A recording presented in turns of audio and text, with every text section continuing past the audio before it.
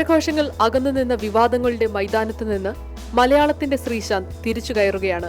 അറസ്റ്റും കേസും ജയിൽവാസവും ഒക്കെ കടന്നുള്ള ശ്രീയുടെ മടക്കം തിരശീല വഴിയായത് മറ്റൊരു യാദൃശ്ചികത.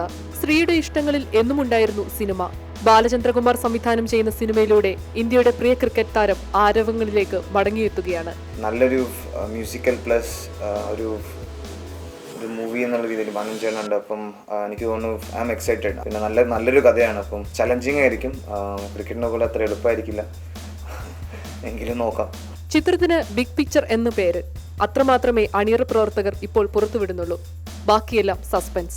സിനിമയ്ക്കായി ചായമിടാൻ തുടങ്ങുമ്പോൾ ഒരു മധുരപ്രതികാരത്തിന്റെ ഭാവം കൂടിയുണ്ട് ശ്രീയുടെ മുഖത്ത്. വിവാദങ്ങളുടെ സമയത്ത് തന്നെ സ്വന്തം സിനിമയിൽ നിന്ന് വെട്ടിമാറ്റിയ കൈതപ്രത്തോടാണ് ഈ മറുപടി. കൈതപ്രം സാറിനോടുള്ള റെസ്പെക്റ്റിനോട് മാത്രം സിനിമയിൽ അഭിനയിച്ചു എന്ന് ഞാൻ പറയില്ല. അതെൻ്റെ ഒരു കോച്ച് എന്നുള്ള രീതിയിൽ കിർമാണി സാർ അങ്ങനെയുള്ളവരൊക്കെ പറഞ്ഞതിന് ശേഷം മാത്രം ഒരു ഡോക്യുമെന്ററിയാണ്. അത് സിനിമയായിട്ട് ഞാൻ കൂട്ടിയിട്ടില്ല. ആസിഫ് അലിയെ നായകനാക്കി കൗബോയ് ഒരുക്കിയ ബാലചന്ദ്രകുമാറിന്റെ രണ്ടാമത്തെ ചിത്രമാണ് ബിഗ് പിക്ചർ. ടെസ് ജോർജ്, ഇന്ത്യ വിഷൻ, കൊച്ചി.